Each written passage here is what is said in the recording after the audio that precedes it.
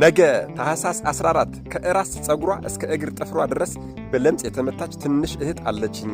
እርሷን የምታድንልኝ ከሆነ በአንተ አምላክ አምናለሁ። አደራ ይህንን ቪዲዮ የምትችሉ 14 ጊዜ የማትችሉ ደግሞ ቢያንስ 3 ጊዜ ኮፒ ሊንክ አድርጉልኝ፣ ለሁሉም ይዳረሳል። ለቤቱ አዲስ የሆናችሁ ፎሎ ማድረግ እንዳይረሳ።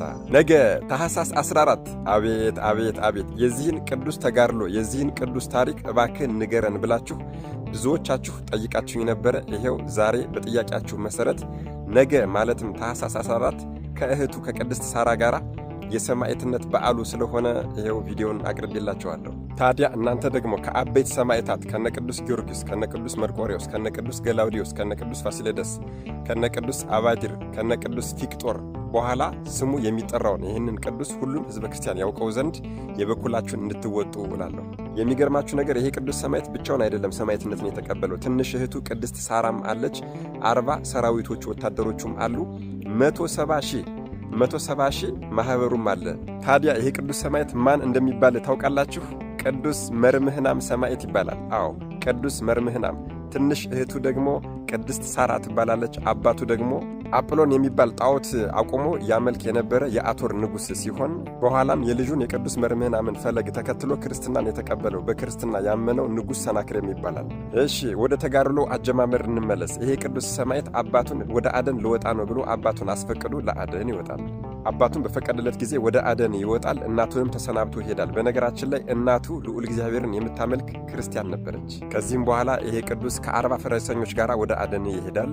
ታዲያ በአደን ላይ እያለም የእግዚአብሔር መልአክ በሌሊት ጠራውና ተነስና ፊት ለፊት ያለው ትልቅ ተራራ ላይ ውጣ፣ በዚያም ማቴዎስ የሚባል ጸጉር የለበሰ ሰው ታገኛለህ፣ እሱም የምታደርገውን ይነግርሃል ብሎታል። ይሄ ቅዱስ መርምህናምም ቅዱስ መልአክ አይቶ አያውቅምና እጅግ በጣም ደንግጧል። በታዘዘው መሰረትም ወደ ተራራው በወጣ ጊዜ ይህንን ሙሉ ገላውን ጸጉር የለበሰ ቅዱስ ማቴዎስን አግኝቶት እጅግ በጣም ፈርቷል፣ ደንግጧል። በዚህ ጊዜ ቅዱሱ አባ ማቴዎስ ልጄ ሆይ ና ወደ እኔ ቅረብ፣ አይዞህ አትፍራ፣ እኔም እንዳንተው የእግዚአብሔር ፍጥረት ነኝ፣ ሰው ነኝ ብሎታል። በዚህ ጊዜ ቅዱስ መርምህናም ከአባቴ አማልክቶች ውጭ ሌላ አምላክ አለ እንዴ ብሎ ጠይቋል። ቅዱሱ አባ ማቴዎስም የክርስትና ሃይማኖትን ከስር ከመሰረቱ ጥንቅቅ አድርጎ ነግሮታል፣ አስተምሮታል።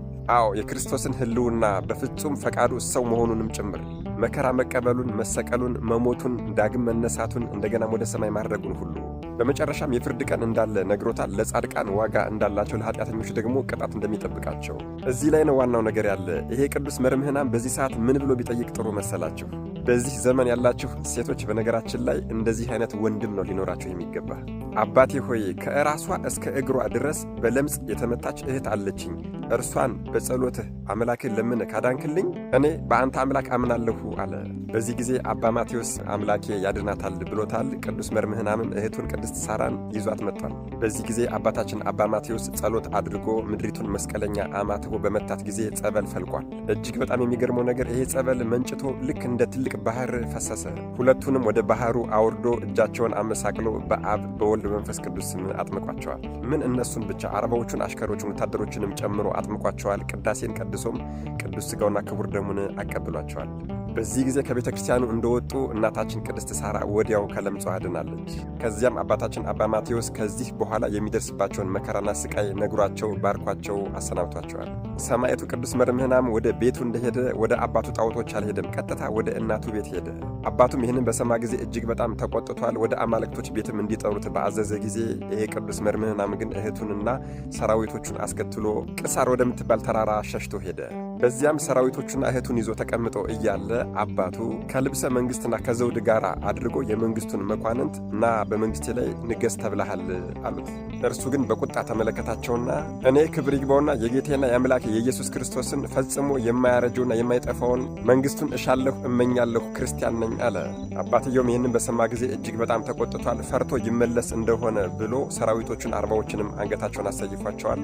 በዚህም ባልተመለሰ ጊዜ ታኅሳስ 14 ቀን እህቱንም እርሱንም አንገታቸውን አሰይፏቸዋል። ከዚያም የቅዱሳኑን አጽም በእሳት ያቃጠሉ ዘንድ እሳትን አዘጋጅተው እንጨትን አዘጋጅተው በሚሄዱ ሰዓት ልዑል እግዚአብሔር የቅዱሳኑን ሥጋ ሰውሮት ነበርና አላገኟቸውም። ታዲያ እነሱ ሰማዕትነትን ከተቀበሉ በኋላም ማለትም በታኅሳስ 14 በዚህ ቀን በአጠቃላይ በሀገሪቱ ላይ ንውጽውጽታ ሆነ፣ ፀሐይም ጨለመች። ሰራዊቶቹን በሙሉ ፈርተው ሸሽተዋል። በቅዱስ መርምህናም አባት በአቶሩ ንጉሥ በሰናክሬም ላይም ሰይጣን አድሮበት እንደ እሪያ አሳበደው። በዚህ ጊዜ የቅዱስ መርምህናም እናት ተራራ ላይ ወደሚኖረው ቅዱስ መርምህናምን ክርስትና ወደ አነሳ ወደ አባ ማቴዎስ መልእክት ልካለች።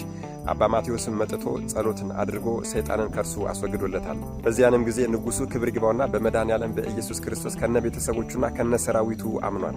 ገንዘቡንም ለድሆችና ለችግረኞች መጽውቷል። በእናታችን በቅድስተ ቅዱሳን በቅድስት ድንግል ማርያም ስምም ቤተክርስቲያን እንዲሰራ አድርጓል። የቅዱስ መርምህናም እናትም ከከበረ እንጨት 40 ሳጥኖችን አሰርታ የወታደሮችን አጽም በዚያ ውስጥ አስቀምጣለች። ለሁለቱ ልጆቿ ለቅዱስ መርምህናም እና ለቅድስት ሳራ ደግሞ ከዕንቁ የተሰራ ሳጥን አዘጋጅታ ባለቤቷ ባሰራው በእናታችን በቅድስት ድንግል ማርያም ቤተክርስቲያን ውስጥ አስቀምጣቸዋለች። ታዲያ የቅዱስ መርምህናም አባት በመልካም እርጅና ካረፈ በኋላ ለትንሽ ብላቴና ለቅዱስ መርምህናም ትንሽ ወንድም መንግስቱን መጠበቅና ማዘዝ ለማይችል ለትንሽ ብላቴና አውርሶት ሞቷል። በዚህ ጊዜ ከዚህ ከትንሹ ብላቴና ከቅዱስ መርምህናም ትንሽ ወንድም ከንጉሱ ጀርባ ሆና የነ ቅዱስ መርምህናም እናት ሹሞችና ሰራዊቶችን ታዘዛቸው፣ ሀገሪቱንም በመልካም አስተዳደር ትመራ ነበር። ታዲያ የከለዳውያን ንጉሥ ይህንን በሰማ ጊዜ ንጉሥ ሰናክሬምም እንደሞተ ባወቀ ጊዜ አቶርን ሊወስድ ፈለገ። የአቶርን መንግሥት ለመውሰድም ሰራዊቱን ሰብስቦ ሊዋጋ መጣ። አቶራውያንና የቅዱስ መርምህናም የመቃብር ጠባቂዎችም ሊዋጉ ሞክረው ነበረ። እነዛኞቹ ስለበረቱባቸው ተሸንፈዋል። የከለዳውያን ጨካኝ ንጉሥም ከተማይቱን ከተቆጣጠረ በኋላ ይህንን ትንሽ ብላቴና የቅዱስ መርምህናምን ወንድምና እናቱን የቅዱስ መርምህናምን እናት አንገታቸውን ሰይፎ ከገደላቸው በኋላ ሕዝቡን በሙሉ ሰብስቦ ስለ ሃይማኖታቸው ጠየቃቸው። ለጣዖት እንዲሰግዱ ካልሆነ ግን መከራ እንደሚገጥማቸው ነግሯቸዋል። ግማሾቹ ለጣዖት ሲሰግዱ፣ አብዛኞቹ የሀገሪቱ ሰዎች ግን ሰማዕትነትን ተቀብለዋል። በዚያን ቀንም ሰማዕትነትን የተቀበሉት የሕዝቦች ብዛት 170 ሺህ ነበር። 170 ሺህ። ታዲያ እነዚህ 170 ሺህ ሰዎችም ደግሞ የንጉሡን ሰናክሬምን ሃይማኖት አንክድም፣ የቅዱስ መርምህናምን ሃይማኖት አንክድም በማለታቸው ነው ሰማዕትነትን የተቀበሉ። በዚህም የተነሳ እነዚህ 170 ሺህ ሰዎች የቅዱስ መርምህናም ማኅበር ተብለው ይቆጠራሉ። እንግዲህ የቅዱስ መርምህናምን ተጋድሎ አወቃችሁ ወገኖቼ፣ ለሁሉም ሰው እንዲዳረስ አድርጉልኝ እላለሁ። መድኃኔዓለም ኢየሱስ ክርስቶስ ከሰማዕቱ ከቅዱስ መርምህናምና ከእህቱ ከቅድስት ሳራ እንደዚሁም ደግሞ ከቤተሰቦቹና ከ170 ሺህ ማኅበር ረድኤት፣ በረከት፣ ምልጃ፣ ቃል ኪዳን፣ ፍቅርና ጽናታቸውን ያድለን። አሜን። ይቆየን።